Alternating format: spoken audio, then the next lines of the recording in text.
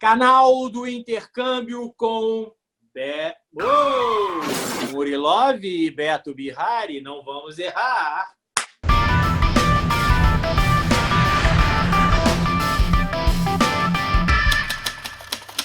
Olá, meus amigos, sejam bem-vindos ao Canal do Intercâmbio com Murilov e Beto Bihari. Hoje, para estrear, eu vou começar com o jargão, Murilov. Jargão. Vida nova. Fazer alguém sem olhar o bem. Ano novo, vida nova. Então, galera, como a gente havia prometido, a gente mandou esse presente de Natal para vocês. O canal do Intercâmbio hoje vai abrir um pouco mais os horizontes. Então, hoje a gente vai falar de outros assuntos. A gente começa hoje, né, com outros assuntos que vai ser mochilão na Ásia. Mas antes de eu começar a falar ou perguntar para o nosso glorioso convidado que está de camisa vermelha ali embaixo, Murilo, fala aí um pouquinho, se apresenta e apresenta o nosso convidado para a galera aí. E você está animado com essa nova versão do canal do Intercâmbio com Murilov e Beto Bihari? Você está animado? Eu estou animado! Muito animado, é isso aí. Feliz ano novo para a galera. Então, como o Beto falou, esse daqui é o nosso primeiro quadro aí diferenciado dentro do canal do Intercâmbio, onde a gente vai abrir um pouco mais o leque e vamos falar de outras coisas também além do intercâmbio. Então, hoje a gente tem um convidado aqui mega especial, grande amigo nosso, Diogo Scherer, que vai falar um pouco mais do mochilão que ele fez pela Ásia. Então, tem muita coisa boa. Diogão, queria te agradecer aí, primeiro, pela sua disponibilidade de vir até aqui bater um papo com a gente, passar um pouco mais de informação. Eu queria que você se apresentasse, falasse um pouquinho de você, o que você faz, e vamos, que daí a gente vai desenrolando a conversa. Fala aí, meus amigos. Primeiramente, também queria agradecer a oportunidade de estar aqui, dividir essa experiência que eu tive, né? Eu acho que cada um, quando faz um intercâmbio ou um mochilão, ou seja, qualquer tipo de viagem, tem sua própria experiência. E eu estou aqui hoje para passar a minha experiência dessas viagens que eu fiz pela Ásia quando eu estava fazendo o intercâmbio na Oceania. Então, mais uma vez, muito obrigado. Meu nome é Diogo Scherer. Hoje eu trabalho com o intercâmbio, já estou nesse mercado há uns bons 12 anos, se não mais. E só que hoje a gente vai falar de viagem. E agradeço de novo aqui pelo convite. Ô, Murilo, é mais um old school que a gente traz aqui, cara. A gente vai ter que trazer um novinho aí, uma novinha, porque a gente só está trazendo old school. Diogão, obrigado, tá? Dinossauros, né, do intercâmbio. Obrigado aí. E eu vou começar já perguntando, né, Murilo, se você me permite, eu vou fazer já uma pergunta. Mas por que você escolheu o mochilão na Ásia? A gente sabe, né? Inclusive, fazendo uma propaganda já aqui, um spoiler, né, o Murilo? Em breve, né, o próximo daí vai ser mochilão na Europa, que eu vou falar e o Murilão vai falar. No meu caso, antes da internet e com o Murilão depois da internet. Mas me diz aí, Diogo, por que você escolheu fazer um mochilão na Ásia, já que é tão comum a Europa? Me fala aí. Na verdade, o meu mochilão na Ásia ele surgiu justamente porque eu já estava na Oceania. Então, o meu intercâmbio ele aconteceu na Oceania. Eu morei 1 ano na Nova Zelândia e depois eu fui para a Austrália, onde eu fiquei mais 6 anos, vamos dizer assim. E daí é natural eu acho que quando vocês forem falar de mochilão na Europa, eu acho que vai ser, eu acho que praticamente a mesma coisa. É natural quando você está num país próximo a esses que são, teoricamente, países que se fazem mochilão, né? Como eu estava na Austrália, eu acho que foi uma questão natural. Todo mundo fala das viagens para o Sudeste Asiático. Eu fui até um pouquinho mais longe, até eu estendi para a Ásia, China e Japão. E tem alguns outros países que são ilhas que tem ali na Oceania, que também são colocados em viagens ou em mochilões, que eu acabei até fazendo algumas dessas ilhas posteriormente, já depois de ter retornado ao Brasil, mas é natural, e o meu mochilão surgiu justamente porque eu já estava naquele lado do mundo. Ô, Diogão, deixa eu tirar uma dúvida contigo, velho. A gente sabe que, obviamente, que Europa, sim, né, igual o Beto falou, acaba sendo mais tradicional porque a galera faz um mochilão. Porém, a gente sabe que tem uma barreira muito grande também, que, principalmente hoje, que é o valor do euro em relação ao real. Você sentiu que, né, eu não sei nem se eu posso falar isso, Beto. Já estou dando algum spoiler ou eu já posso perguntar sobre isso? Não, pode. Pode? Pode, Então, pode. você sentiu Pode. que a desvalorização do real para com as moedas asiáticas, ela proporciona algumas coisas que você não teria fazendo no mochilão da Europa?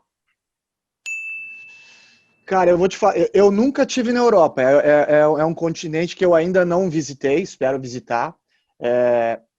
Eu acredito ainda, mesmo com a desvalorização, eu acredito ainda que seja um dos continentes mais caros para se viajar. E aí eu acho que é essa ligação que a gente faz com o intercâmbio. Quando a gente está nesse intercâmbio, principalmente em países que você tem permissão de trabalho e você ganha aquela moeda local que tem a força, facilita você fazer essa viagem. E aí, generalizando, eu acho que o Sudeste Asiático, independente da moeda que você tenha no bolso, inclusive o real, ele é um continente ou são regiões que você viaja com um preço muito mais baixo. É mais barato viajar na Ásia, Sudeste Asiático, principalmente. E quando eu fiz, eu tava com o dólar, a moeda que eu tinha de troca era o dólar australiano. Então, era uma moeda super valorizada também, né? Boa. Eu vou... Fala, Murilo. Não, eu ia fazer uma pergunta meio que parece ser boba, mas não é. Porque é muito natural para a gente que viaja bastante, a gente fala, eu fui para o Sudeste Asiático, eu fui para o Leste Europeu, né? Mas, Diogão, o que seria o Sudeste Asiático? Né? Não precisa também falar todos os países, mas cita um ou outro que a galera conhece, que é mais popular para a galera ter uma noção. Os mais populares são Tailândia, Indonésia, Vietnã, Camboja e Laos. Esses são, englobando, quando fala Sudeste Asiático, os mais populares que a galera acaba fazendo para viajar. Show de bola. Eu quero perguntar uma coisa para você, Diogo. Na verdade, você foi quando você planejou a viagem, né? Planejou não, porque a gente ainda vai falar um pouquinho disso, mas eu digo o seguinte, você fez sozinho isso ou você foi com mais alguém? Como é que foi isso? As minhas viagens são as duas. Eu fiz 2 países sozinho e outra eu fiz acompanhado. São 2 experiências super diferentes. É isso que eu ia te perguntar. Quero saber como é que foi ir sozinho e como é que foi ir acompanhado. Fala um pouquinho para a galera aí. Bom, na época que eu fui, eu era um cara muito mais tímido do que eu sou hoje, mas muito mais. E eu nunca tinha feito uma viagem sozinho assim, a não ser o meu intercâmbio, que já foi cruzar uma barreira, né? Já foi superar uma barreira, fazer o intercâmbio e ir sozinho sem conhecer ninguém.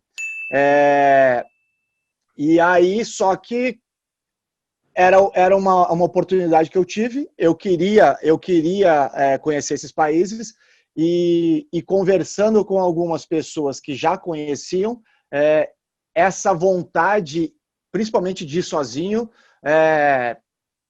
foi superada. Então, eu acabei indo, foi a primeira experiência que eu tive na Ásia, que aí eu fui para Tailândia e para Indonésia, e foi uma experiência super bacana, porque eu não achava que eu ia conhecer e ser tão bem recebido, não só pelos locais, mas por outros turistas que também estavam fazendo a mesma coisa que eu. Então foi uma experiência super bacana ter viajado sozinho. E eu acho que ter viajado sozinho me proporcionou também me abrir a conhecer e me colocar à disposição de me conhecerem também muito maior do que quando eu viajei acompanhado. Isso é até legal o Diogo ter colocado também, né, Betão? Porque a gente fez há pouco tempo aqui uma semana de mulheres viajando sozinhas, né? E é legal o Diogão ter exposto isso, porque nós homens, a gente também tem receios, a gente também é tímido, a gente também tem medo. Então, galera, isso é para todo mundo, não é uma exclusividade das mulheres que têm medo de viajar sozinha. Nós homens também temos nossos receios, também temos nossos medos. Então, isso é super natural. Foi muito bom você ter tocado nesse assunto, Diogão. Eu acho que legal, como você mesmo falou, Murilo, porque é para desmistificar, porque não é só, né, a mulherada que tem medo, né? O homem também tem. E já entrando nisso, né? Eu sei que a gente está na hora aqui de cortar para a nossa próxima pauta, mas a gente vai deixar um gostinho para a galera, porque justamente amanhã, Diogo, a gente vai querer saber algumas curiosidades, né?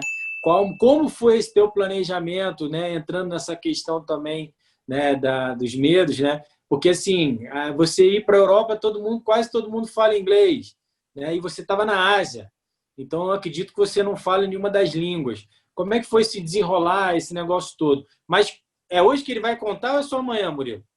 Amanhã vai cortar agora. Vai dar continuidade.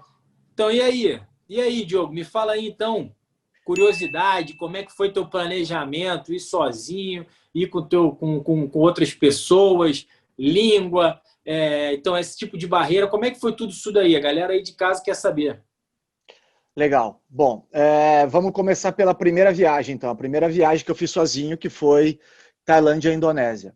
Na verdade, eu uni os dois países porque eles são próximos e eu já ia tirar numa paulada só minhas férias, né? A Indonésia, por você estar na Austrália, todo mundo vai para a Indonésia da Austrália, principalmente a galera que pega onda, né? Eu era surfista antigamente, e ir para a Indonésia era, de fato, para pegar onda, né? Então, as informações sobre a Indonésia elas já estavam muito, muito claras e tranquilas na minha cabeça. Agora, a Tailândia ainda era, para mim, um país desconhecido. E naquela época ainda não tinha tanta informação disponível quanto a gente tem agora, que hoje a gente joga no Google e vamos embora, né? A gente não tinha tanta facilidade como tem hoje. Só que eu trabalhava com um australiano e a namorada desse australiano, ela tinha ficado 6 meses na Tailândia. Então, ela morou 6 meses na Tailândia viajando. Ela fez, sim, um grande mochilão na Tailândia. E ela foi a pessoa que me falou tudo de Tailândia e meio que montou o meu roteiro. Tá? A partir do momento que ela me falou tudo da Tailândia e meio que montou o meu roteiro, aí então eu fui numa agência de turismo na Austrália e aí fiz todo o meu processo. Só que naquela época também, como ainda era essa questão da informação ainda não era tão vasta como hoje, a dificuldade, eu acho que de fazer uma viagem dessa para aquele lado do mundo, desse lado do mundo aqui, também era mais difícil. Você não via muitos brasileiros, latino-americanos, etc, etc. Inclusive pelo poder da moeda naquela época, né? Então, hoje, se for para a Tailândia, é completamente diferente de quando eu fui. Hoje, se você não tiver tudo reservadinho, tudo bonitinho, pode ser que você fique sem lugar para dormir. Só que quando eu fui na minha época, inclusive sugerido pela namorada do meu chefe, era só definir aonde eu ia e quando e comprar as passagens. E aí, na chegada desses locais, eu ia ver aonde que eu ia ficar, né?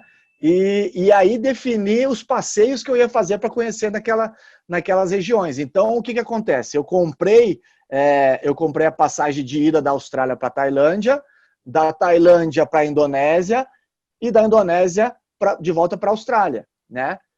Inclusive, internamente na Tailândia, eu não tinha passagens compradas, porque uma sugestão dela foi, em alguns lugares, quando você for viajar de um lugar para outro, você pode viajar de ônibus durante a noite, que provavelmente a viagem dura quase toda a noite, né? E aí o que acontece? Você dorme no ônibus, você já economiza com acomodação.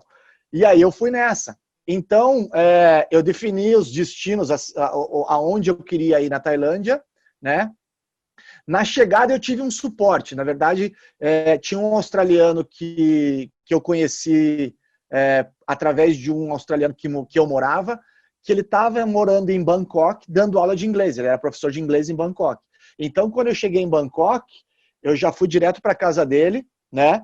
E aí ele que me mostrou, ele que foi meio que o meu guia turístico em Bangkok, né? Ele que me levou numa agência de viagens lá para comprar passagem de ônibus para no dia seguinte eu viajar durante a noite e ir para outro lugar. Então, o meu planejamento na Tailândia era mais ou menos assim. Eu chegava num dia nesse destino, né? Geralmente eu chegava pelo período da manhã, eu alugava uma motinho daquelas e saía rodar. E aí eu ia parando nos hotéis, nas pousadas, ia negociando, e aí quando eu conseguia um lugar que eu achava que era um lugar legal por um bom preço, eu já fechava ali, bom, já estava com a minha acomodação garantida. Dali eu já ia procurar uma agência de turismo, se não tinha nada no local onde eu estava acomodado, que geralmente às vezes tem, meio que uma agência de turismo, junto com a recepção, enfim. Eu já agilizava quais eram os passeios que eu queria fazer no dia seguinte. E aí eu já me organizava para no dia seguinte, o dia inteiro, eu conhecer o que tinha que conhecer naquele destino. E no terceiro dia, eu tinha um tempo livre, dependendo se geralmente eu ia viajar à noite, eu tinha meio que um tempo livre, ou fazia um passeio durante a manhã e tal. E aí, no terceiro dia à noite, eu já vazava para outro lugar. Então, foi mais ou menos assim a minha viagem na Tailândia. Mas também tem perrengue, porque quando eu estava conversando com essa namorada do meu chefe australiano, ela falou todos os lugares que eu tinha que conhecer na Tailândia, e aí eu lembro que ela falou até hoje, ela falou assim, deixa por último um lugar chamado Koh Phi Phi. Koh Phi Phi, para quem não sabe, ou para quem viu aquele filme A Praia, né, que tem com Leonardo DiCaprio, essa ilha chama Koh Phi Phi, né, e é um lugar fantástico, e ela me falou, esse é um dos lugares mais bonitos que você vai ver na Tailândia. Então, deixa ele por último, porque se você for para esse lugar no início ou no meio dessa viagem, todo o resto não vai mais fazer sentido, não vai ter graça mais. Então, você deixa esse lugar por último, que aí você vai fechar com chave de ouro. E nesse lugar eu fui no mesmo esquema de 3 dias, só que aí você tem que pegar um barco, que é uma ilha, né, e tal. Então eu fiz o mesmo esquema, cheguei num dia para fazer o passeio no dia seguinte e ir embora no terceiro dia, né? E aí eu já tinha minha viagem, depois eu ia voltar para Bangkok para pegar o avião para ir para a Indonésia. E aí eu lembro que eu cheguei, né, na ilha, só que essa praia, aquela praia bonita que aparece no filme do Leonardo DiCaprio, ela ainda é uma ilha fora dessa ilha que você está. Né? Então você tem que pegar barco para conhecer esse lugar. Aí, chama Maya Bay, inclusive. Aí eu cheguei no primeiro dia, já fui lá arranjar minha acomodação, um bangalozinho pequenininho. Nossa, acho que eu pagava, sei lá, R$10 por noite para ficar lá, mas, pô, negócio novinho, bonitinho, enfim, só para dormir mesmo. Aluguei lá e aí depois eu fui agilizar o passeio. E aí eu fui agilizar esse passeio para ir em Maya Bay, né? Beleza, tudo agilizado. Aí à noite eu fui jantar e tomar umas cajibrinas e começou a chover. No final do dia começou a chover. O único dia que choveu na minha viagem inteira da Tailândia foi nesse dia, né? E aí o que acontece? quando chove e venta, o mar fica balançado, os barcos não saem para Maya Bay, né? Então, eu fui jantar e já tinham me avisado que o passeio ia ser cancelado no dia seguinte. Aí eu falei, pô, ferrou, né? Ferrou. Vou ter que ir embora sem conhecer esse lugar. E aí eu fui jantar, tava lá tomando um negócio, jantando, e aí tinham duas, se eu não me engano, eram duas coreanas, eu acho, se eu não me engano. Estavam noutra mesa e eu sozinho. Aí elas puxaram conversa comigo, eu comecei a conversar e tal, e aí aquela conversa, de onde você quanto tempo você está aqui, e aí quando chegou nessa, você já conhece Maya Bay? Aí eu falei, infelizmente não, eu ia fazer esse passeio amanhã, só que foi cancelado, e eu não vou ter tempo porque no dia seguinte eu estou indo embora já, né? Não vou ter tempo. Aí uma das coreanas falou assim, você não pode ir embora sem conhecer esse lugar. Se eu pudesse, eu pagava uma outra passagem de avião para você perder a sua, sei lá, para você ir lá conhecer aquilo. Quando ela falou isso, é claro que ela não ia pagar para mim, nem eu ia permitir que ela pagasse, mas quando ela falou um negócio desse, eu falei, cara, o negócio é sério, né? Não é brincadeira, porque ela falou sério, putz, eu pagaria uma passagem para você não ir embora para conhecer esse lugar. Eu falei, o negócio é sério, né? Aí no dia seguinte eu lembro que eu acordei de ressaca, mó cedaço, uma agência de turismo que tinha ali, e liguei para minha agência de turismo lá na Austrália, para tentar mudar todo o meu voo para voltar para a Indonésia, mudar todo o schedule, né? E aí eu sei que a minha agência de turismo na Austrália falou, então, os voos estão lotados, eu posso te colocar numa fila de espera. E aí eu te retorno hoje no final do dia.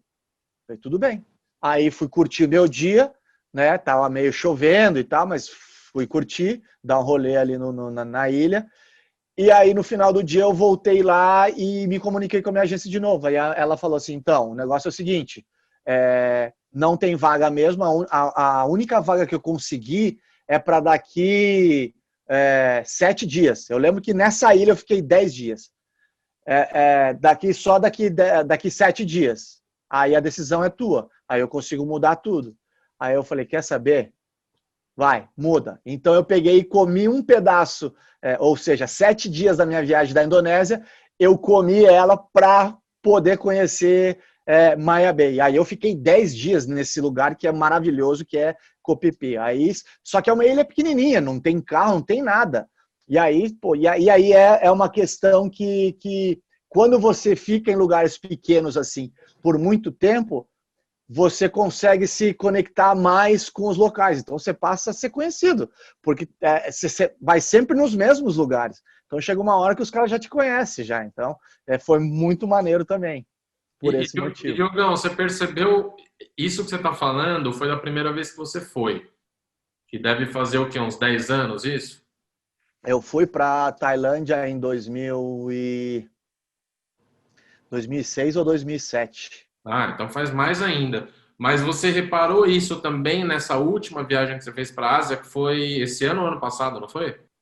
Eu fui ano passado para as Filipinas. E na verdade a ideia era ir para o Tahiti ou para Fiji, só que por questões do tempo, né? Quando eu fui foi dezembro, final de dezembro, e essa é uma época de tornados, né? Nessa região aí, principalmente Tahiti e Fiji. Então eu falei, pô, eu tô de férias, eu não quero, né, passar dificuldade e correr risco.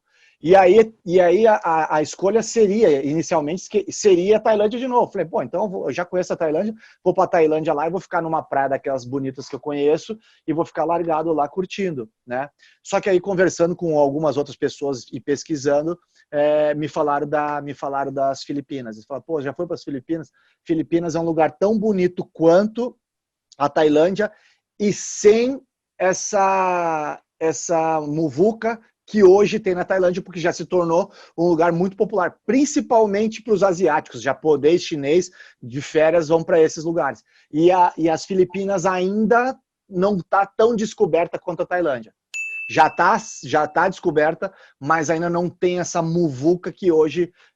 por exemplo, eu fui em 2006, 2007 para Tailândia, e aí você pega e tira foto em Maya Bay, se bem que hoje Maya Bay tá fechado, mas você tira foto em Maya Bay, porra, tipo, você chega de barco lá, é uma galera que tá na praia de tipo uns 3, 4 barcos só. Depois disso, eu acho que em 2011 ou 2012, eu acho, uns amigos meus daqui de Curitiba foram para Tailândia e eu vejo as fotos dele, cara, a areia tá tomada de gente, assim, tipo, muito crowd, muito. E aí, essa é a questão, né? Eu acho que legal falando aí, Murilo, é que, na verdade, a Tailândia bombou muito, né? Você vê como é que a gente falou de filme, né? Ele falou do Leonardo DiCaprio, mas não foi esse filme que fez a Tailândia bombar um pouquinho como um destino, né? De praia, de festa. Foi o Se Beber Não Case, né? O Hangover. Então, depois que Também. bombou isso aí, meu irmão, muita gente começou a ver a Tailândia como um destino. Então, isso entra na nosso papo de curiosidades e legal saber. Então, valeu a pena, né, Diogo? Ficar esses dias lá, pelo que você falou, valeu a pena. Murilo, Muito a pena. eu quero agora te falar uma coisa. Deixa eu só tirar uma dúvida, não, só vou complementar Tire, uma coisa. Que tire. na verdade, o que a gente estava comentando agora, né? Do que o Diogo falou da primeira viagem que ele foi. Porra, o Diogo e quem foi nessa época, até 2010, até 2011, conseguiu ver a Tailândia, sim, como o paraíso que ela é. Porque, querendo ou não, ela continua sendo um paraíso, mas eu acho que esse tanto de informação, a internet que trouxe, né, a grande procura pela Tailândia, eu acredito que mesmo continuando sendo um lugar lindo para se visitar, mas eu acho que acabou perdendo um pouco do brilho, né, Diogo? Eu acho que o grande número de turistas acabam, entre aspas, estragando o lugar, né?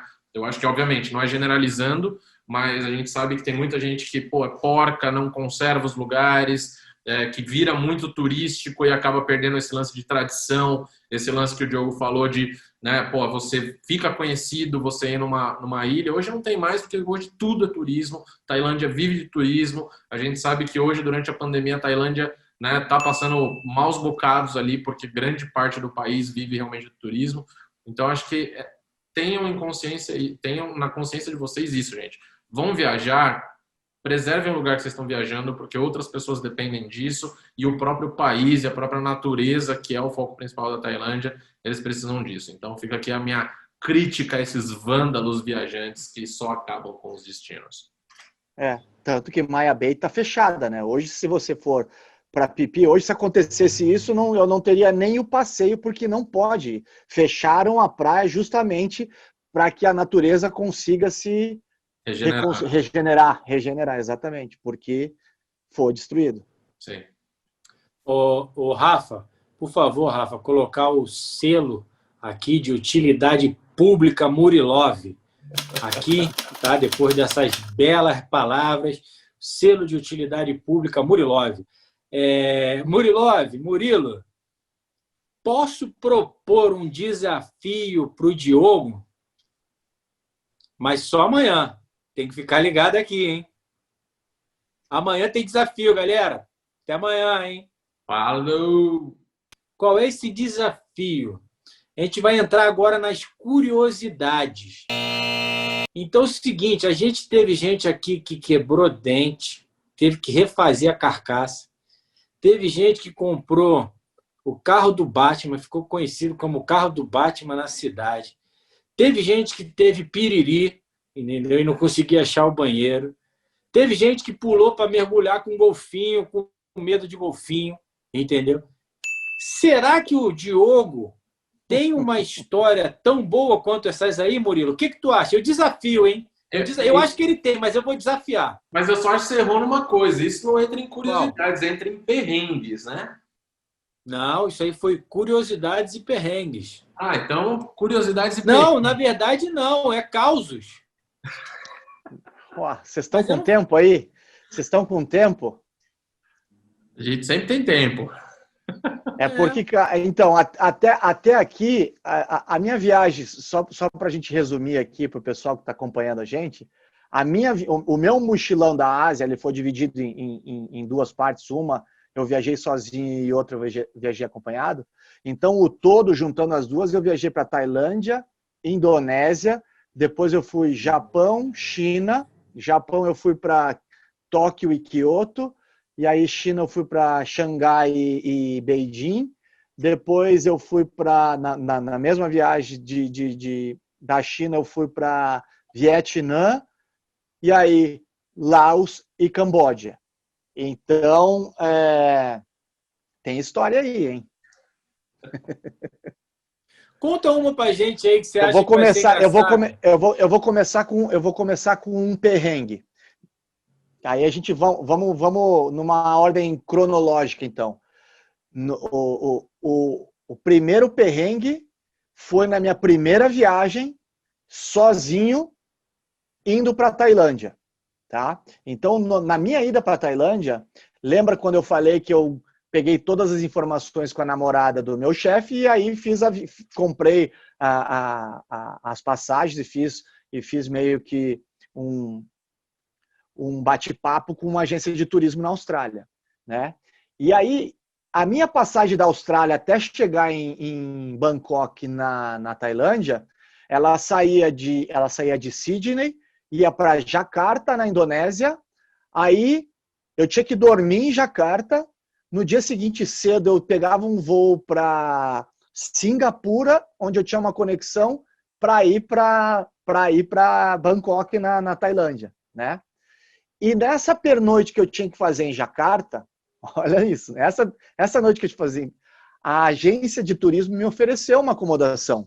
Só que a acomodação que eles me ofereceram era um negócio assim absurdo de caro. E aí eu falei, não vou comprar. E aí a menina que estava me atendendo nessa agência, ela falou assim, eu lembro que eu comentei assim, não vou pagar tudo esse preço, ele está muito caro. Para ficar, sei lá, eu tinha que ficar acho que 6 horas só entre um voo e outro, né? Não vou pagar tudo isso. Eu durmo no aeroporto. Só que lembra que eu estava indo para a Tailândia e depois da Tailândia eu estava indo para a Indonésia. Então eu estava levando prancha de surf, eu estava com um monte de coisa. Aí eu falei, eu durmo no aeroporto lá até. Aí ela falou, não, o aeroporto de Jakarta ele fecha e é perigoso você ficar lá. Os caras vão te roubar. Ela falou assim. Só que eu, né, brasileiro, me achando malandrão. Não, deixa quieto, eu vou pensar, depois eu te falo. E acabei que eu não comprei nada. Só que eu conversei com outras pessoas. Não, dorme, não sei o quê, lá você descola um negócio, enfim e tal. E eu acabei que eu voei sem ter nenhum lugar para dormir, né? E aí, na minha ideia, quando eu voei, eu vou chegar no aeroporto de Jakarta, vou meter minhas paradas, minha mala, minha prancha de surf, tudo num locker no aeroporto, e vou pegar um táxi e vou para uma balada em Jakarta e vou virar à noite e volto para pegar o voo no dia seguinte, né? Essa era a minha ideia. Só que quando eu desembarquei em Jakarta, veio uma galera me abordando, e isso acontece muito no Sudeste Asiático. Quando você desembarca, quando você sai de algum lugar, sempre vem um monte de gente te oferecendo acomodação, não sei o quê, a mães. E aí eu lembro que um carinha me ofereceu, você quer hotel? Tem um hotel aqui com transfer, te levo amanhã, o transfer é gratuito para voltar e tal. Aí eu falei, quanto que é? Ele falou um preço que era super acessível, né? Aí eu falei, então, mas como que é? Ele falou, não, eu te levo agora pro hotel e amanhã... Aí eu falei, pois amanhã eu tenho um voo cedo. Não, amanhã, essa hora, tem um transfer que te traz de volta para você pegar o voo. Beleza, fechou, vamos embora. Aí peguei minha tralha, tudo, e fui indo com o cara. Só que o cara, ele era um civil como qualquer outro, não tinha camisa identificando empresa de turismo, nada. O cara era um civil, né? E aí, beleza, eu fui seguindo o cara e tal, não sei o quê. E aí, fomos indo no estacionamento, a gente foi indo para o estacionamento do aeroporto, e aí, de repente, chegou num carro também, normal, civil, sem nenhum logo de empresa, nada. E eu falei, caralho, isso aqui tá estranho, né, velho? Aí, só que, porra, já estamos ali, vamos embora, né? Eu e o cara, qualquer coisa, né? Meteu as paradas dentro do carro e, cara, o cara ligou o carro, o cara arrancou O cara não andou 20 metros, ele pegou o celular dele e ligou e começou a falar na língua deles, que eu não entendia nada, né? Ah, tem um detalhe aqui, tem um detalhe que tem que voltar aqui que é importante. Na hora que a gente estava indo para o carro, eu falei pro cara, cara, eu queria tomar uma cervejinha, a famosa Bintang, né, da Indonésia. Queria tomar. Será que a gente consegue parar em algum lugar para comprar para eu levar pro hotel? Não sei se vai ter lá e tal. Aí ele falou, claro, vamos parar. Aí beleza, né? Aí o cara arrancou o carro e eu já estava cabreiro. Não deu nem 20 metros que o cara andou, já começou no celular aqui, ele falava na língua dele e tal, e aí desligava e continuava, tal, e aí ligava de novo. Aí eu já, tipo, e era à noite isso, né? E Jakarta, ali aos arredores do aeroporto, é uma região assim que, tipo, a Indonésia já é um pouco mais pobre, né? Mas quando você vai andando, parece que você tá andando numa favela, literalmente, né? E aí o cara pegava o telefone, desligava e tal, e aí eu já comecei a me apavorar. Eu falei, cara, esse cara vai parar, já tá marcando com os brother dele, vai parar num lugar aí isolado, vão me dar um pau, vão roubar meu rim, sei lá, velho. Eu já tava... E aí o cara parou num pico, saiu, conversou com um cara, tipo, num barzinho, assim, num mercadinho, e voltou sem nada. Aí eu pensei, pô, o cara foi lá pegar Bintang. Aí o cara voltou.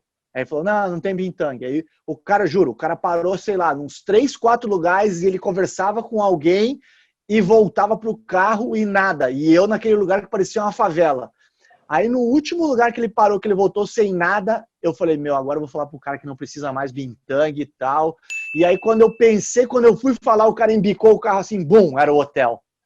Caralho, era o hotel, e aí chegamos e tal, e aí quando fomos descarregando o negócio, já chegou um molequinho, já com as Bintang. O cara, na verdade, eu tava pensando mal do cara, já tava apavorado, e o cara só tava agilizando as Bintang pra mim, velho. Putz, cara, mas foi o primeiro perrengue já na saída, né? Aí, deixa eu ver, outro perrengue. A culpa, só dando uma pausa aqui, a culpa foi da Bintang, entendeu? A Bintang é que te deixou nessa situação aí. Se tu não quisesse beber se eu não bebesse, Bintang, não tinha nada disso, né? não teria nada disso. Um outro perrengue que teve também na Tailândia, também na Tailândia. Um dos passeios que eu fiz na Tailândia, tinha uma trilha que a gente fazia a pé no meio de uma montanha. A gente dormia numa aldeia no topo do morro, assim. Foi sensacional, o céu mais estrelado que eu já vi na minha vida. E aí a descida depois do morro, no dia seguinte, você fazia uma parte dela de elefante e outra parte era um rafting numa jangada de bambu. Mas era uma jangada de bambu assim, sei lá, de uns 10 metros por sei lá, uns 2 de largura, assim. E aí uma galera em cima, e o remo era tipo um bambu. E aí eu lembro que tinha uma galera, eu lembro que tinha acho que umas 4 jangadas dessa, né? E aí a gente ia descendo a corredeira do rio e tal, e chegava uma hora que o rio ficava bem calmo. E aí um sol, calor pra caramba. E aí quando dava essa calmaria, a galera pulava da jangada pra mergulhar e tal. Tipo, só que a água marrom, turva, né? E numa dessa que eu tava mergulhando, quando eu voltei, a jangada tava aqui assim, ó, na minha cara, assim, ó, eu ia tomar uma jangadada na cabeça.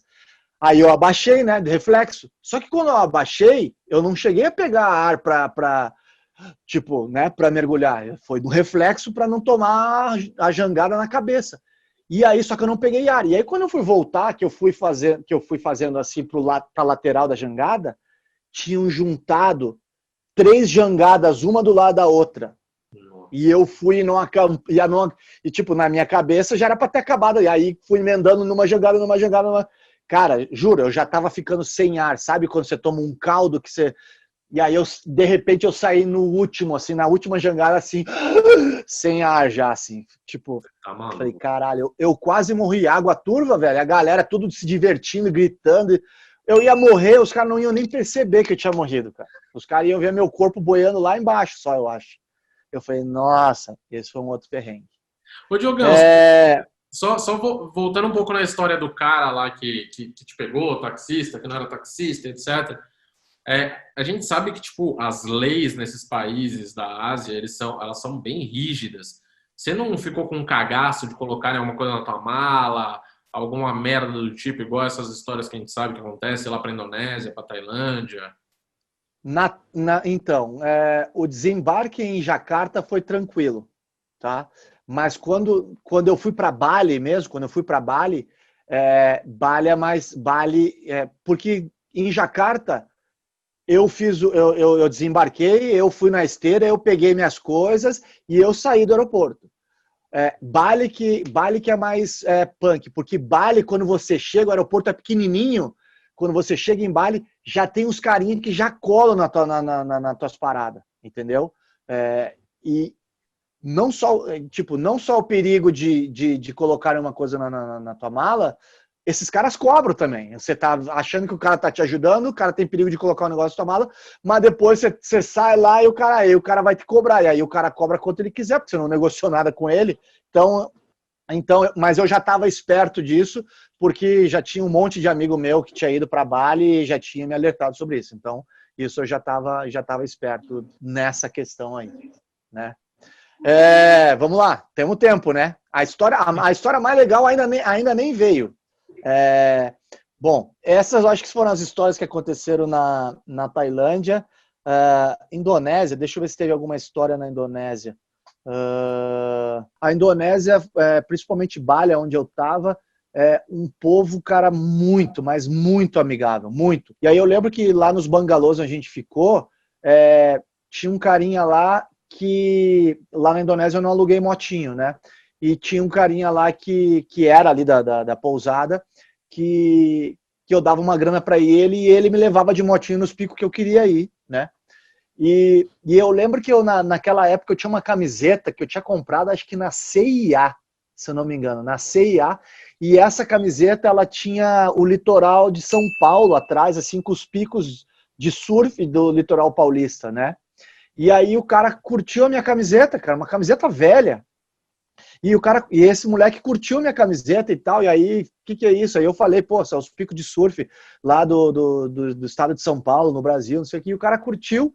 E aí, daí não teve um dia lá que eu peguei, tirei a camisa e dei pro cara a camiseta, né? E no dia que eu fui embora, ele agilizaram um transfer para eu me levar para o aeroporto.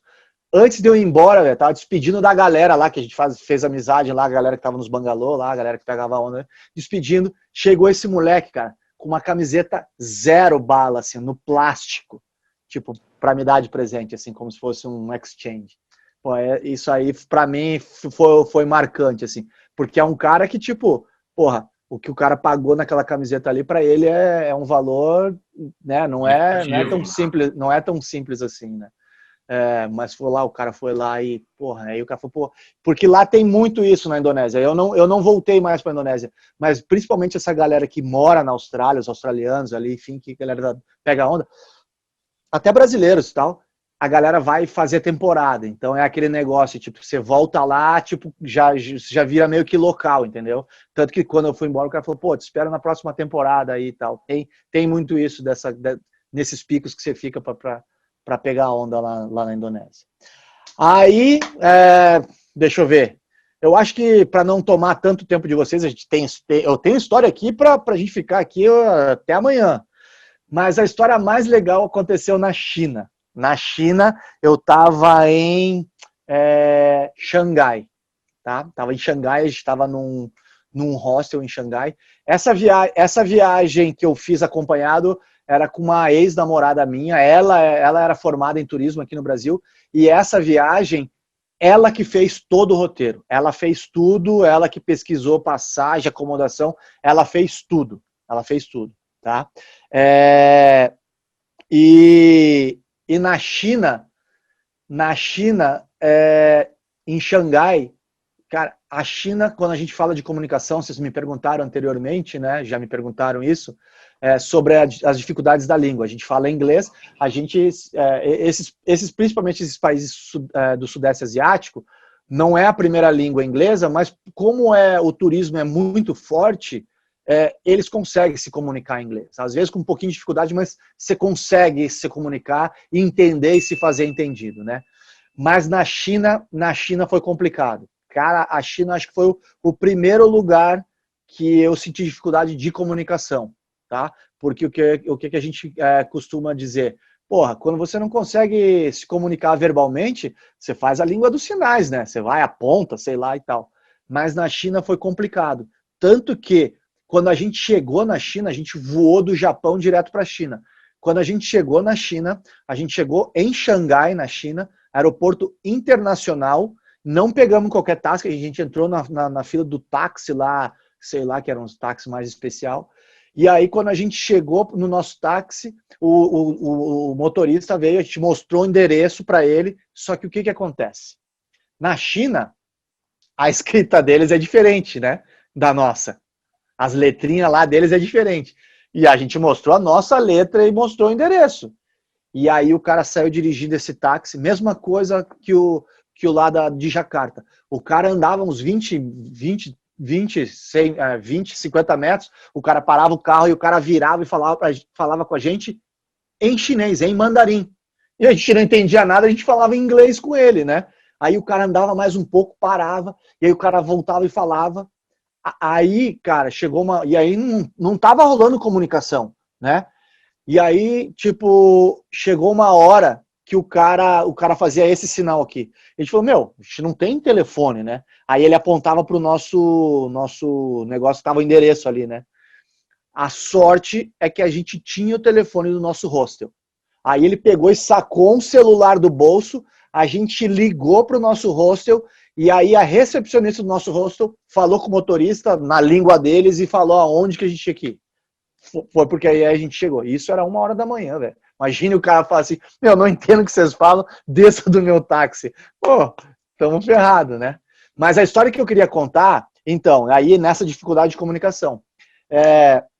Essa minha namorada, ela achou, ela, nas pesquisas dela, lá em Xangai, num bairro próximo de Xangai, ou um pouco afastado de Xangai, tem um lugar que eles chamam que é a Veneza chinesa, né? É a Veneza chinesa, é tipo um vilarejo assim, com um riacho que passa no meio, as pontezinhas, a mesma coisa, você faz aquele passeiozinho nos barquinhos e tal, e ela queria ir lá, né? E isso ficava, tipo, da onde a gente estava ali, mais ou menos no centro de Xangai, ficava mais ou menos 1h de distância, né? E aí a gente foi na recepcionista do nosso hostel e perguntou para ela, como que faz para chegar nesse lugar, né? E aí ela falou, então, vocês têm que ir, tipo, estamos perto aqui, tem uma praça daqui, sei lá, 4 quadras da onde a gente estava.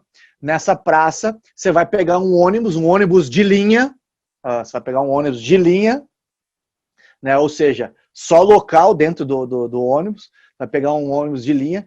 E aí ela escreveu no papel, na escrita deles, qual era o ônibus que a gente tinha que pegar. Beleza, a gente chegou nessa praça, juro, a gente ficava assim, ó, comparando, olhava no ônibus, olhava aqui, eu acho que é esse aqui, eu acho que é esse aqui. Aí entrava no ônibus, e aí mostrava lá, tipo, tinha uma pessoa lá dentro, lá que era meio que cobradora, aí é esse aqui, tipo, só fazia assim, né? E aí, numa calculadora, digitava o valor que a gente tinha que pagar, né? Beleza, e a gente pagou, e aí eu lembro, cara, que o ônibus estava lotado. Só tinha um lugar que aí eu dei para minha namorada sentar. Senta aí. Beleza. E eu era a única pessoa em pé no ônibus inteiro cheio de chinês. Só tinha chinês e nós dois éramos os únicos gringos ali dentro. Beleza. O ônibus saiu. Assim que o ônibus saiu, no banco da frente, aonde estava sentada a minha namorada, tinha um senhorzinho, um velhinho mesmo assim, e o cara me abaixa e me saca um banquinho de madeira pequenininho assim, ó. E me oferece a porra do banquinho. E aí eu falei, no thank you, né?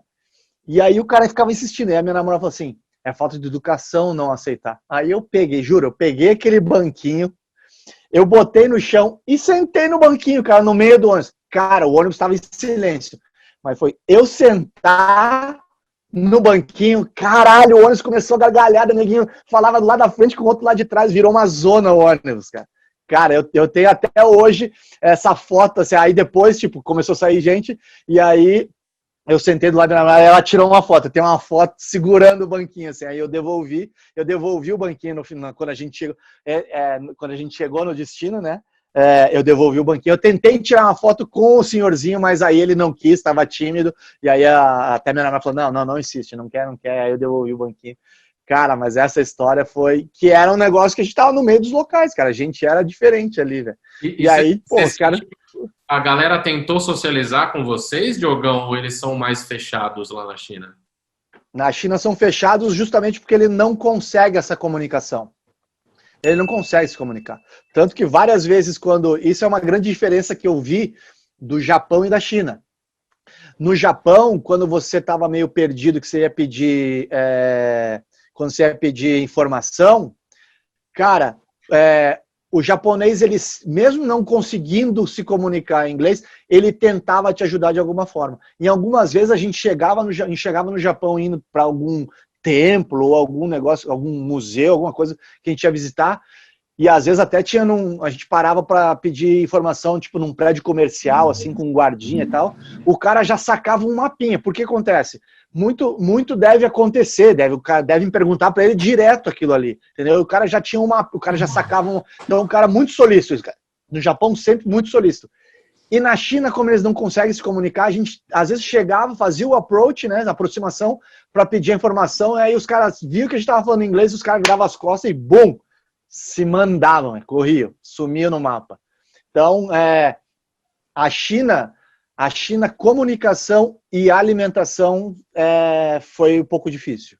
Para você comer alguma coisa ocidental lá, você precisa partir para os fast foods da vida. Fast food. O início na China foi fast food. E aí até a gente achar um restaurante. Por que acontece? A primeira impressão que você tem na China é que é um povo porco. Mas é uma questão cultural. Depois a gente foi entender, né?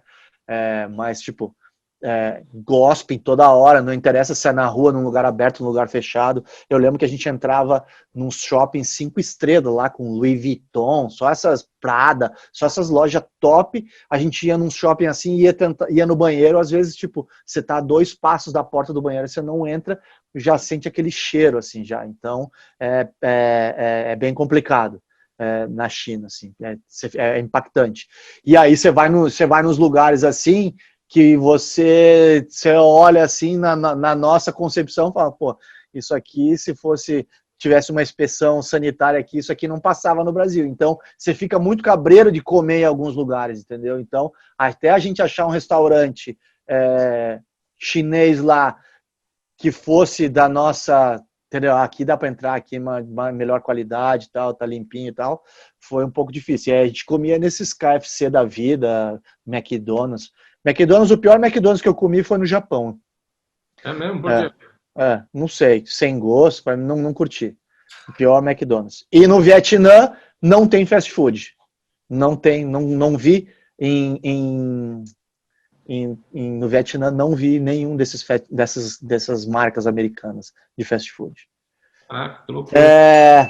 Eu acho que esses... Só mais uma curiosidade em relação eu acho que a todos os países da Ásia, mas bem voltado para a China, porque desses todos que você falou, a China é mais fechada para o mundo, né? Mas você se sente um peixe fora d'água lá? Tipo, todo mundo ficou olhando para você, por você ser ocidental, ter barba, não sei se você tinha na época ou não. Mas o pessoal fica olhando, tipo, caraca, é uma pessoa estranha. Não, Xangai é uma cidade cosmopolita, tem gente do mundo inteiro lá, é um centro de negócios. Pequim é um negócio gigantesco, você vê muita pobreza em Pequim, mas também é uma das cidades que exportam para o mundo, então não me senti discriminado. Tanto que a minha namorada ficou doente na China, em Beijing, em Pequim, né? E a gente foi num hospital lá com atendimento internacional. Então, tipo, a gente foi muito bem tratado e tal, sem problema nenhum. Vietnã de bate-pronto, o que é Vietnã? Banquinhos pequenos, então você vê um monte de vietnamita sentado nos banquinhos pequenininhos assim, na calçada, comendo na calçada. Tenho foto depois, se a gente puder colocar aqui para a galera ver. Moto demais. Vietnã, bicicleta e moto. Cara, bicicleta e moto, os caras transportam uma casa nesses meios de transporte. E tipo, um negócio que eu nunca vi na vida. Pra gente, quando a gente saiu assim a pé na rua no Vietnã, foi tenso, assim, pra gente atravessar, a primeiro cruzamento que a gente teve que atravessar, assim, sério, demorou uns 5 minutos pra gente atravessar, que a gente ficava, porque não tem, tipo, vai o segredo respira fundo e vai, cara, e vai, porque a galera vai se desviando, moto, carro, bicicleta, pedestre, ônibus, caminhão, e vai, e a galera vai indo, é sinistro. E aí, Betão, você tá muito quietinho aí, hein, meu? Tá só ouvindo? Não, tô escutando ele contar aí, até porque, na verdade, eu tenho uma pergunta pro nosso glorioso Diogo aí, mas que vai ficar para amanhã.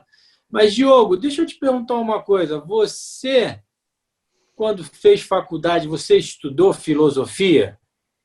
Filosofia? Amanhã só. Só amanhã você vai responder. Murilo, até amanhã. Falou. Eu perguntei para o Diogo se ele estudou na faculdade de filosofia, Aristóteles, Platão, Sócrates e por aí vai. Por que eu estou perguntando isso, Murilo? Tu sabe? Tu tem ideia de onde eu vim com essa? Não Meu tenho Deus do nem. céu. Deve ser uma das surpresas de Beto Bihari. Surpresa! Tá apaixonado.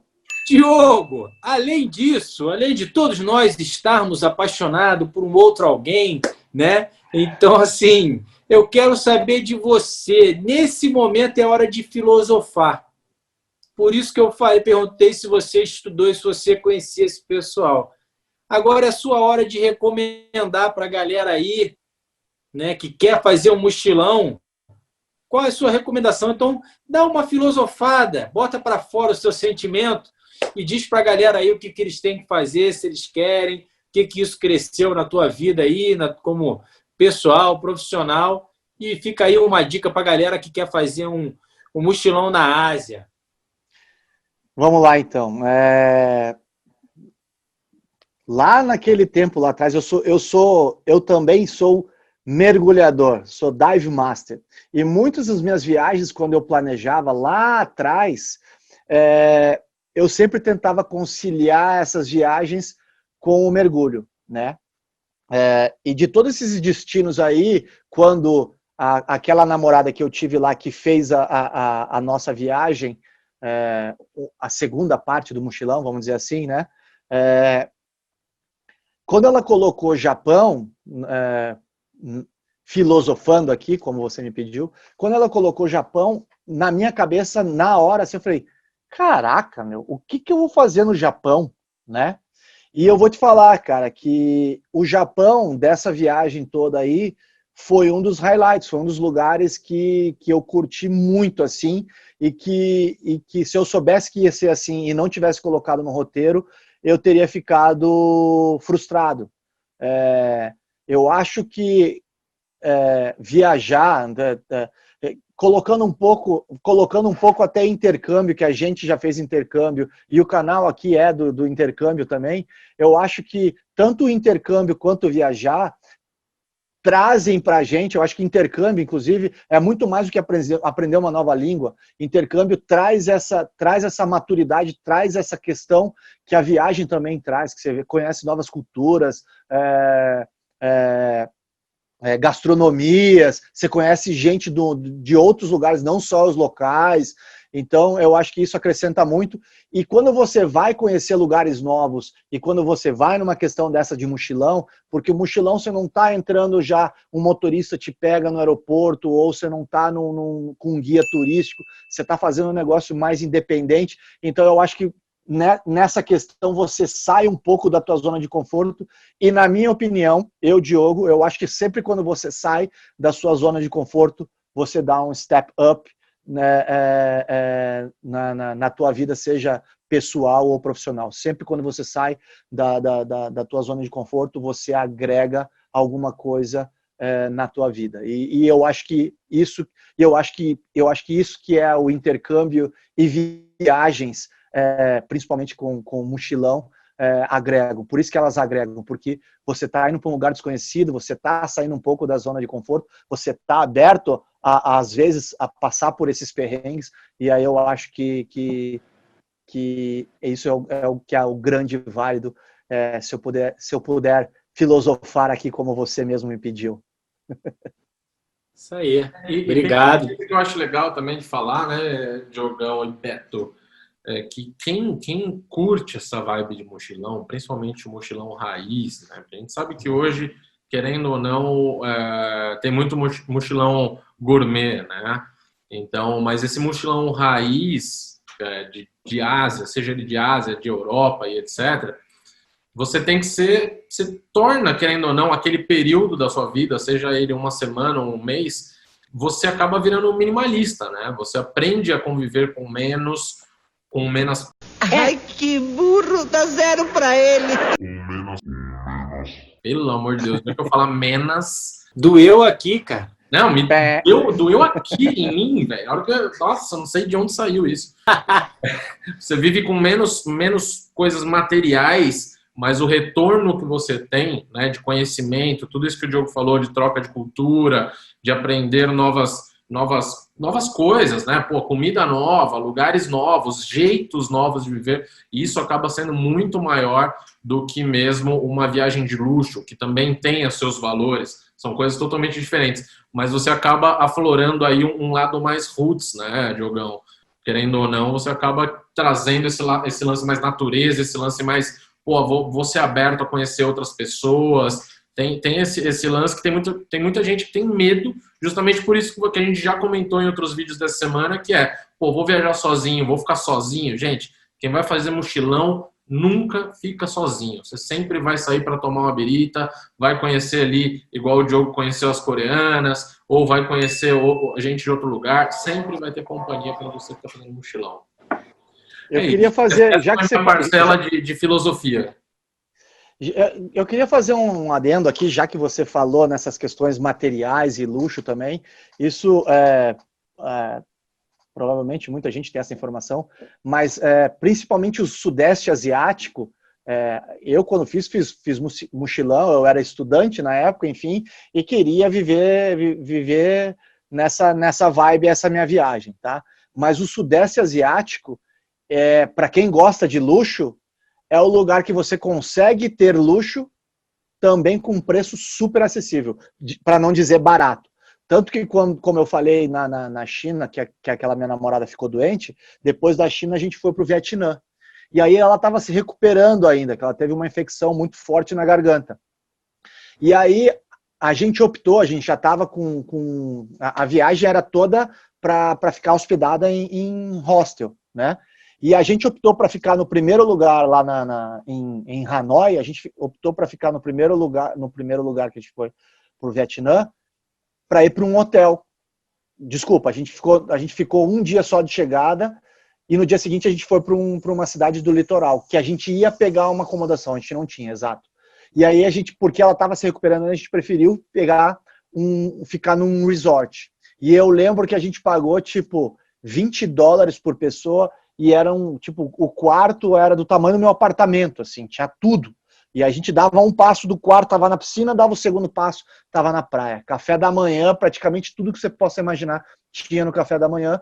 Então, também se pode fazer um mochilão bem acomodado, né? Tanto que até no meu mochilão da Tailândia, algumas vezes quando eu voltava dessa viagem que eu fazia de ônibus durante a noite, eu chegava às vezes 4 da manhã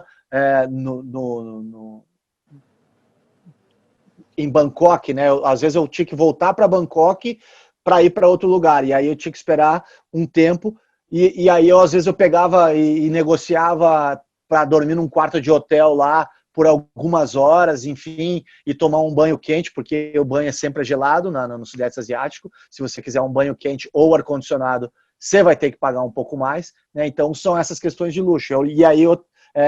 Eu lembro que nessa viagem que eu fiz sozinho, eu lembro que eu fui com uma mochila nas costas e a minha capa com as pranchas, e só. Eu lembro que, como são países quentes também, você não... Cara, durante o dia você tá na praia, bermuda de água e sunga por baixo e uma regata, quando você não tá sem camisa. Eu lembro que eu usava camiseta, eu levava camiseta porque às vezes exigiam para entrar num restaurante quando ia jantar, senão eu nem colocava camiseta.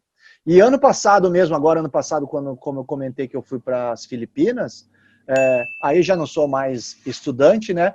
Eu estava fazendo uma viagem de férias até para descansar.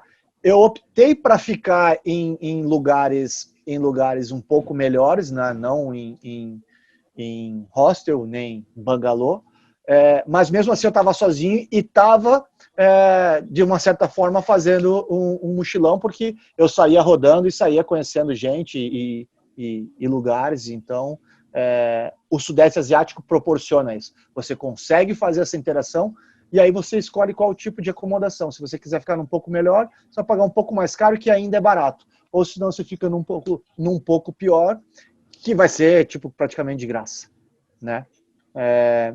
E eu acho que é isso. A gente não falou muito ainda de cada destino, né? Desses que eu fui, a gente falou um pouco mais das minhas experiências, das minhas histórias, mas quem não conhece, eu recomendo todos esses países que eu fui. Eu gosto de fazer uma viagem quando você tem uma perspectiva de entender a cultura deles. Por exemplo, quando falou, mesmo ficando chocado inicialmente, de Japão e China, são lugares completamente diferentes, né? Naquela época, então, tipo, hoje a gente já entende um pouco mais desses, mas naquela época não era tão acessível assim como é hoje. E eu lembro, cara, são culturas diferentes. O Japão, para mim, foi excepcional, porque o meu entendimento lá foi que é um país que consegue viver o moderno e o tradicional ao mesmo tempo. Então, os templos super conservados, mas tem os arranha-céus, tem a tecnologia, tem tudo que eles podem ter de bom e melhor ainda hoje, e eles não destroem o passado, eles conseguem conciliar os dois. Mesma coisa na China, entender a cultura chinesa, do jeito que eles vivem, a maior população do mundo, né? Foi sensacional. Eu acho que o Sudeste Asiático tem sua cultura diferente também. Eu acho que, tirando o nosso feijãozinho com arroz aqui da nossa mãe, eu acho que é uma das culinárias que eu mais gosto, que eu mais aprecio, essa. A gente fala tailandesa, mas ali o Sudeste Asiático, ela tem uma culinária muito parecida. E isso é uma outra coisa interessante que eu não comentei. Se vocês me derem um tempinho aqui, eu posso comentar. Que em Laos, a gente fez um curso de culinária lá de um dia, e uma coisa que eu aprendi nisso, eles pegam a gente, levaram num mercadão que tem tudo, inclusive as especiarias que você só encontra lá, enfim. E uma coisa que eu aprendi nesse curso de culinária lá, que a gente cozinhava, eu acho que eram 4 ou 5 casais, e a gente fez acho que 6 pratos, e aí depois colocou tudo numa mesa e a gente comeu todo mundo junto, né? E aí eu lembro que a chefe de cozinha que estava dando curso, nesse momento, ela comentou com a gente assim, bom, então vamos agradecer. E aí ela perguntou para todos nós, né? Quando vocês, no país de vocês, quando vocês agradecem a quem? Né? E a gente, como um país católico, eu sou católico, a gente falou, não, a gente agradece a Deus primeiro e tal, não sei o quê. E lá, o que eles agradecem primeiro, acreditem ou não, é o arroz, que é a fonte de sobrevivência deles. Eles têm mais de 50 tipos de arroz na Ásia, para vocês terem uma ideia. Então, eles comem arroz de tudo que é jeito. E isso foi um negócio interessante, que eu não sabia, que eu jamais imaginava, e é isso. Inclusive, ganhamos de presente um negocinho que é onde eles carregam o arroz, a marmitinha deles é um negócio tipo de palha, assim, de bambu, que é onde eles colocam o arroz. Foi uma experiência incrível, principalmente em Laos, você consegue ver os monges, você acorda 5 da manhã, antes de nascer o sol, quando vai nascer o sol, ou amanhecer, né? Os monges todos saem dos mosteiros e com tipo uns baldão assim para coletar comida. Então, tipo, toda a população doa, geralmente é alguma coisa de arroz ou fruta, e tudo que os monges arrecadarem naquela passada ali durante a manhã é o que eles vão comer durante o dia, porque depois eles voltam pro mosteiro, e aquela comida é tudo que eles vão conseguir, que eles podem consumir durante aquele dia. Sensacional. E aí, tipo, você vê todo mundo, você só pode oferecer comida, você não pode estar calçando nada, você tem que estar de joelhos. Tem algumas fotos disso também, é super interessante. São coisas que, tipo, a gente só estando lá, né, é diferente a sensação. A gente pode até hoje, que nem a gente estava falando lá no início, que hoje a gente tem uma informação, a diversidade de informação e a velocidade é muito fácil, muito rápida, né? Só que eu acho que quando você, nessa experiência, quando você está fazendo um mochilão ou que seja uma viagem, quando você está lá, eu acho que a energia, a experiência e a energia que você sente, eu acho que não tem, só lá mesmo para entender e para sentir isso, eu acho, né? Sensacional. Eu acho que é isso, meus amigos. Eu já tô querendo falar. Ô, Diogão, só deixa eu te fazer uma última pergunta antes de finalizar e passar a bola pro Betão aqui. Depois de tudo isso que você falou, é o que a gente falou bem no início do papo, lá no primeiro vídeo. A gente sabe que o brasileiro está muito mais acostumado a ir para a Europa, até por uma questão de proximidade. Mas você, as 2 vezes que você foi, você estava na Austrália, né? E daí, pela proximidade, você foi para a Ásia. Mas mesmo assim, hoje, conhecendo tudo que você conhece lá na Ásia e tudo mais, você indica para a galera ir fazer um mochilão de 30 dias ou sei lá quanto tempo do Brasil para a Ásia? Sem dúvida nenhuma. Sem dúvida nenhuma. Algumas pessoas daqui do Brasil já me falaram, eu vou tal, só que vou ficar 2 semanas. Eu acho que 2 semanas talvez seja o mínimo, porque para você voar daqui até lá é um tempo longo, você vai perder um tempo e não é tão barato assim, né? Então eu acho que 2 semanas é o mínimo. Se você tem 1 mês para viajar, é o ideal.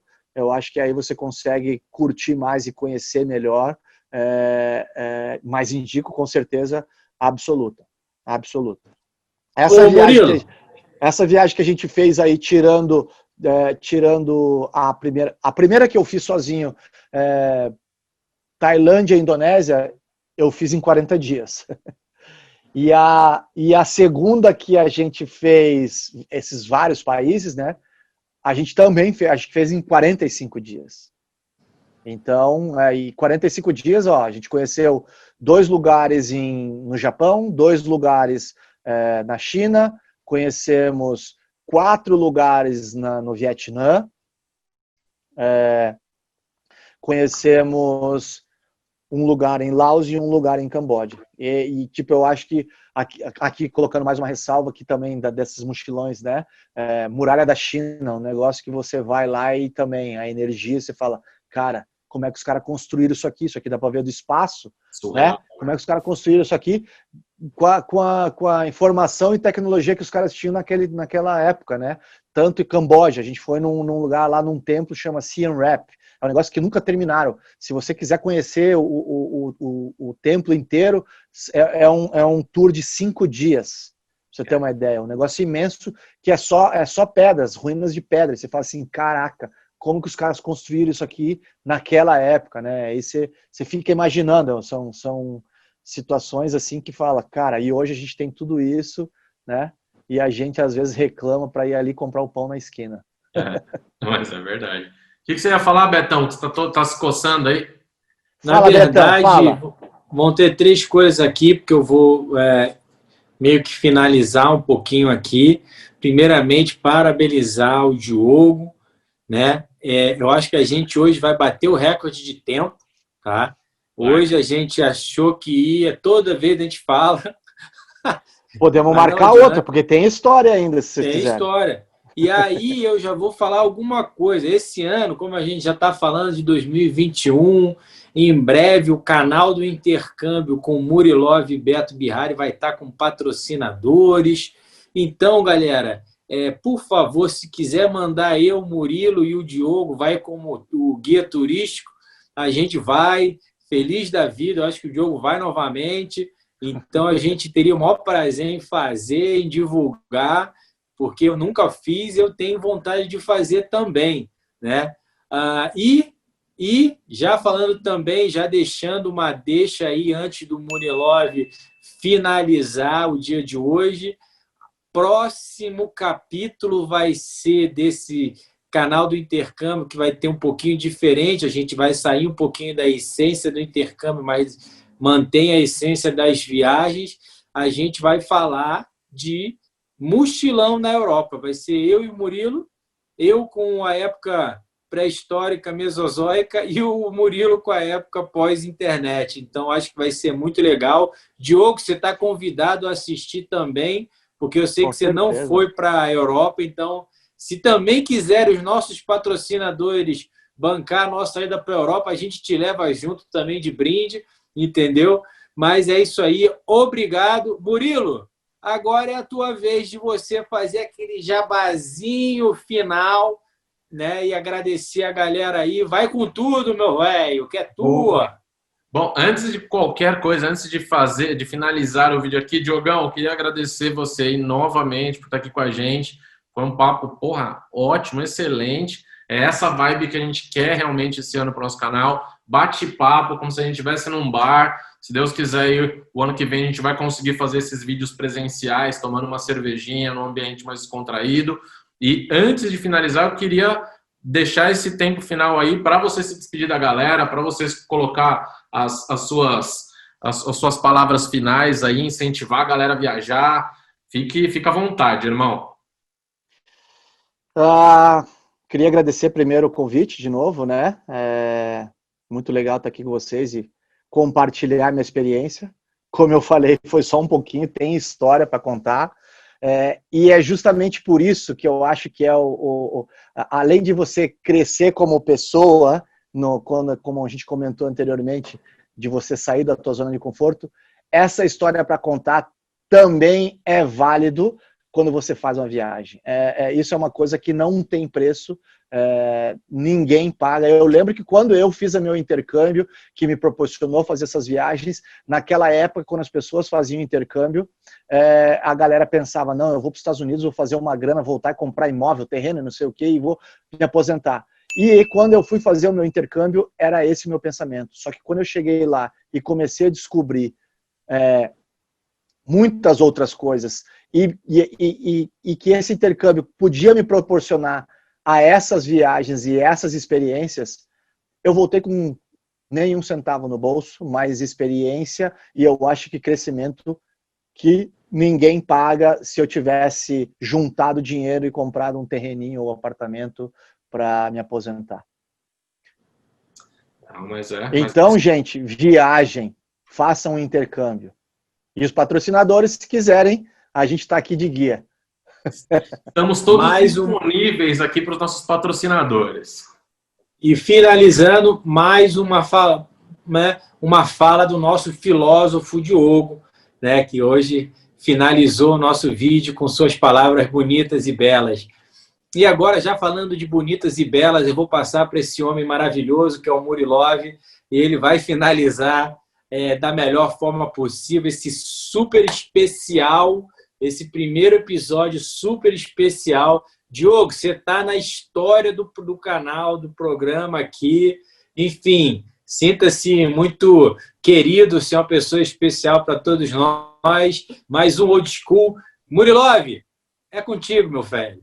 Beleza, então é isso, galera. Obrigado a todo mundo que participou aí dessa semana especial aí com o Diogão, falando de mochilão na Ásia. Foi sensacional. Se você não assistiu os outros vídeos, corre lá aqui no canal para ver cada vídeo, cada assunto separado, e também assista o vídeo completo. Caso você vá, vou fazer uma faxina, quero ficar ouvindo os caras falarem e tudo mais, bota aí que vai ter. Eu vou chutar aqui que vai ter 1h30 de papo aqui facilmente.